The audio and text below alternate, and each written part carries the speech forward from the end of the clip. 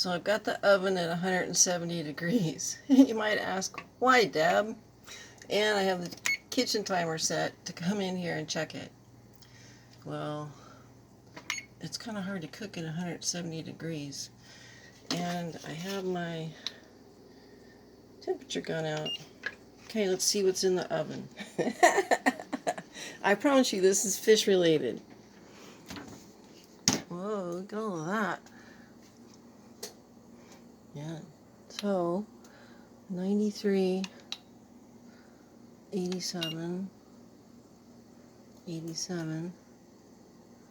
Ooh, these are much lighter than I thought. So I have like all of my baking dishes in here full of this mixture.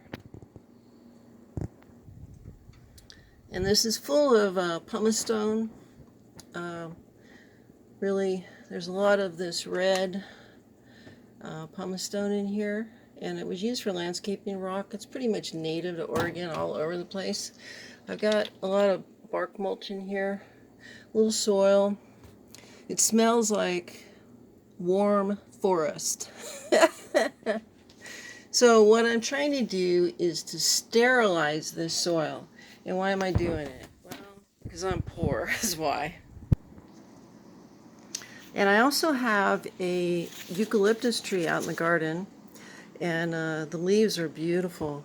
They're medicinal, so you can chop this up and look up, you chop it up once it's dry and make it into a tea.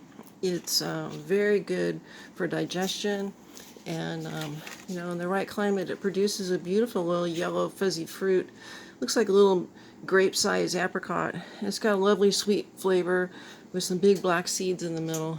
And when I was a kid, I grew up with these, and I bought one just for the novelty. But what I'm going to do is dry out the leaves and use them as a base for my media in my fish tank. And my thinking is that if these plants are medicinal, then, yeah, they're going to continue to give off tannins into my water, but that's all right. I can manage that with water changes. And I shouldn't see a lot because I'm running rainwater, which is really soft, and so it should work with these plants. But I'm hoping that the medicinal properties will help to keep my fish healthy.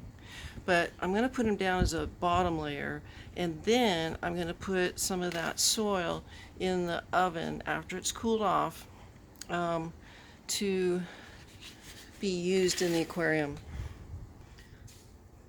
And so the reason I'm doing this is because I just need more material and I'm out of money.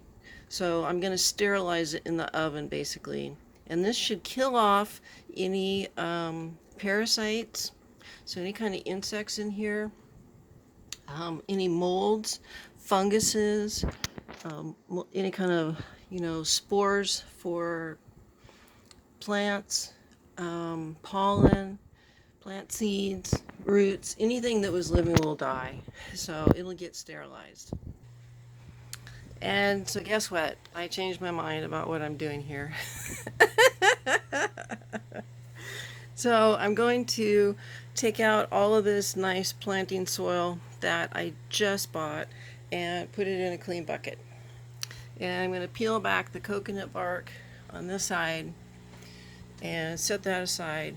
And then I'm going to recover that beautiful river stone here and put that in a bucket. Clean that out. And then what I'm going to do is put that new material in the bottom over those leaves. And then this material will go on top, and I can then put my gravel over the topping of it. So anyway, I know, crazy steps, very long journey to get here. Now let's look at the babies. They sure look good. They like these plants. I see them, they kind of bump into them a little more. I think they like how soft that they are. I did order a few fish to come in. I'm really missing my Congo tetras, and so when those fish come in and I pull and I do everybody in a dip and a treatment, I'm going to pull all these littles and treat them at the same time.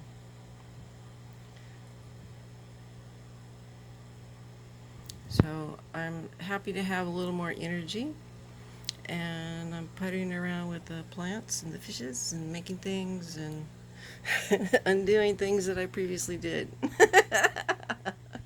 But, you know, I guess that's how it goes. Oh, let's go check the oven. Yeah, that's kind of what I thought, that I need to get over here and check this guy. I don't smell like it's burning.